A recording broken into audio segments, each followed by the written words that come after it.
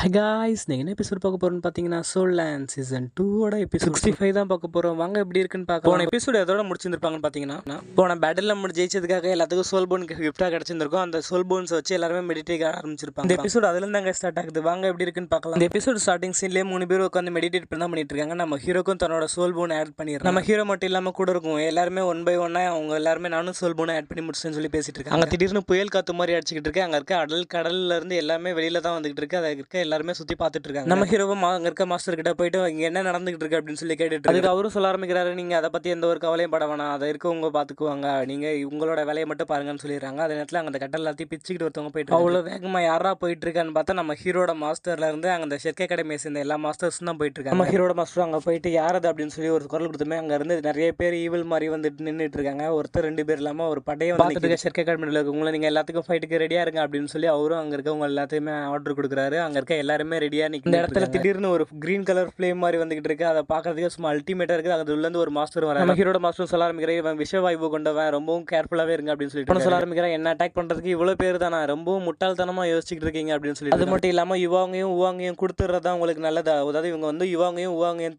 தேடி வந்திருக்காங்க. அந்த ஒரு கத்து விடுறதுமே ரொம்பவும் அந்த இடமே அதிர ஆரம்பிக்குது. நம்ம ஹீரோட அங்க இருக்க மாஸ்டரும் இந்த சத்தத்துக்கு சொந்தக்காரன் அப்படின்னு இழுத்துட்டு இருக்காரு.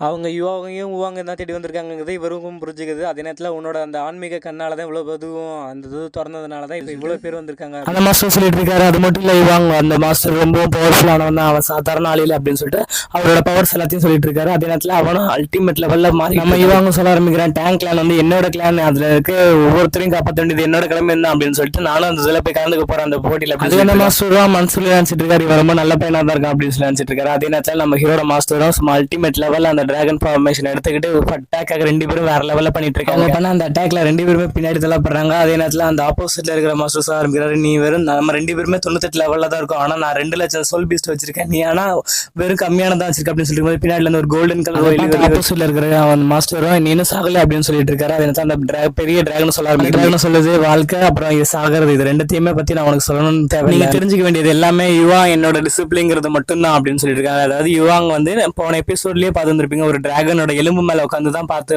தன்னோட பவர்ஸ் கல்டிவேஷன் பண்ணி இருந்திருப்பான். அது மூலமா தான் அவனுக்கு 3வது கண் திறக்கிறதுக்கான பவர்ஸும் கிடைச்சிருந்தது. இந்த டிராகன் வந்து அந்த எலும்பு தான் இந்த டிராகனே, அந்த டிராகனை வந்து நம்ம ஹீரோட டிசிப்ளின் அப்படிங்கறத மென்ஷன் பண்ணி அந்த டிராகன் சொல்லிட்டு இருக்கு, என்னோட டிசிப்ளின் டேங்க் கிளான்ல தான் இருக்குன்னு ஆசைப்படுறேன், ஸோ அதனால நீங்க எங்கேயே விட்டுட்டு போறது வந்து நல்லது அப்படின்னு சொல்லி, ஏன்னா உங்க கிளான் இருந்ததுக்கான அடையாளமே தெரியாம அழிச்சிருவேன் அப்படின்னு சொல்லிட்டு அதுக்காக என்ன குறை சொல்லாதீங்க அப்படின்னு சொல்லிட்டு மறந்து மாஸ்டர் அதுக்கான சரியான ரீசன் சொல்லுங்க எனக்கு, அப்பதானே நான் அங்க இருந்து கிளம்ப முடியும் அப்படின்னு சொல்லி கேட்டிருக்காரு.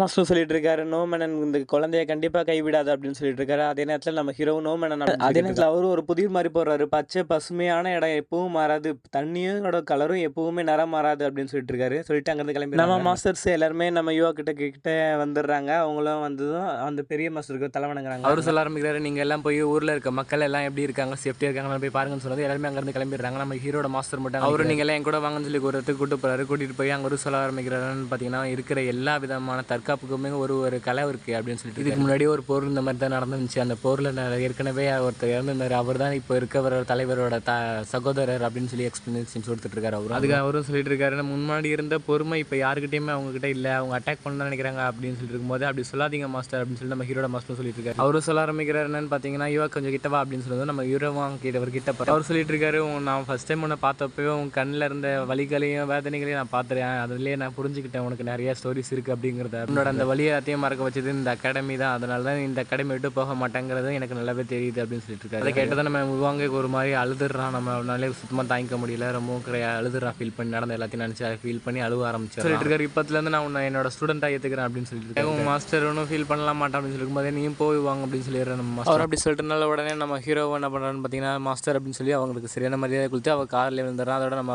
அந்த மாஸ்டர் தூக்கி அந்த மாஸ்டரும் நம்ம உவாங்கையும் அந்த பொண்ணையும் சேர்த்து நீ இதுக்கப்புறம் நீங்களும் என்ன பின்தொடரலாம் அப்படின்னு சொல்லிட்டு அவங்க சொல்லிடுறாரு. அந்த மாஸ்டர் அப்போ நாங்களும் போகலாமான்னு சொன்னதும் நான் வந்து மாஸ்டருக்கு வணக்கம் வச்சுட்டு 2 பேருமே அங்கே இருந்து அதே நேரத்தில் நம்ம உவாங்க வந்து கொஞ்சம் யோசிக்கிறா, ஏன்னா நாங்கள் போகலாமா வேணாமாங்கிறத பற்றி, எங்களையும் நீங்கள் ஸ்டூடெண்ட்டாக ஏற்றுக்கிட்டா தான் நாங்கள் வருவோம் அப்படின்னு சொல்லி உவாங்க சொன்னனால அதை ஒரு சிரிச்சுக்கிட்டே சரி அப்போ நானும் உன்னையும் ஸ்டூடெண்ட்டாக ஏற்றிருந்ததும் நம்ம உவாங்க போய் மரியாதை செலுத்திக்கிறோம். அந்த மாஸ்டர் அங்கே யாரோ வந்திருக்காங்கிறத ஃபீல் பண்ணிடுறாரு. உடனே நீ போய் பாரு அப்படின்னு சொல்லி நம்ம ஹீரோட மாஸ்டரை சொல்லிட்டு இருக்காங்க. அவரும் உடனே போய் பார்க்குறேன்னு சொல்லிட்டு அங்கே போயிடுறாரு. போனதுமே அங்கே யாரும் இருக்கிறத ஃபீல் பண்ணது அவரும் தன்னோட ஃபீனிக்ஸோட காலை மாதிரி வச்சு அதை அட்டாக் பண்ணி அங்கே இருந்தவனை கண்டுபிடிச்சி வந்திருக்கிறது அந்த இடத்தோட எல்டர் அப்படிங்கிறத தெரிஞ்சுக்கிட்டதுமே நம்ம ஹீரோவை மரியாதை செலுத்திட்டு உள்ளே வாங்க அப்படின்னு சொல்லி கூப்பிடுறாரு. அப்படி இருந்தாலும் நம்ம ஹீரோட மாஸ்டருக்கு கொஞ்சம் சந்தேகமாக தான் இருக்குது, இவர் எதுக்கு இந்த நேரத்தில் இப்போ வந்திருக்காரு அப்படிங்கிறதுல. அதே நேரத்தில் உள்ளே தான் நம்ம ஹீரோட மாஸ்டரும் அந்த மாஸ்டரை கூட்டிகிட்டு அங்கே வந்துடுறாரு. வந்ததுமே அந்த மாஸ்டர் சொல்ல ஆரம்பிக்கிறார், மூத்த பெவிலியன் மாஸ்டர் அவங்களுக்கு நான் வணக்கம் செலுத்திக்கிறேன் அப்படின்னு சொல்லிட்டு அவரும் மரியாதை செலுத்திக்கிறாரு நம்ம ஹீரோட மாஸ்டர். அந்த மேட்ச்சில் பேட்டில் நடந்துருக்குள்ள, அந்த மேட்ச்சில் வந்து நம்ம அந்த வாழை வாங்கிட்டு வந்துருப்பாங்களா, அதை திரும்ப வாங்கிட்டு போகிறதுக்கு தான் இப்போ வந்திருக்காரு. அந்த இதை வாங்கிட்டு போகிறதுக்கு சரியாக இருக்கும்னு நீங்கள் நினைக்கிறீங்களா அப்படின்னு சொல்லிட்டு அவரும் ரொம்ப கோவத்தோட இப்போ வரைக்கும் எங்களோட ஜியோட்டோவை காப்பாற்ற முடியல, அவர் ரொம்ப ஆபத்தான கட்டத்தில் தான் இருக்குது அப்படின்னு சொல்லி அவரும் ஷாக் ஆகுறாரு. உடனே அவளை அந்த இடத்துக்கு கூட்டிகிட்டு போகிறாரு.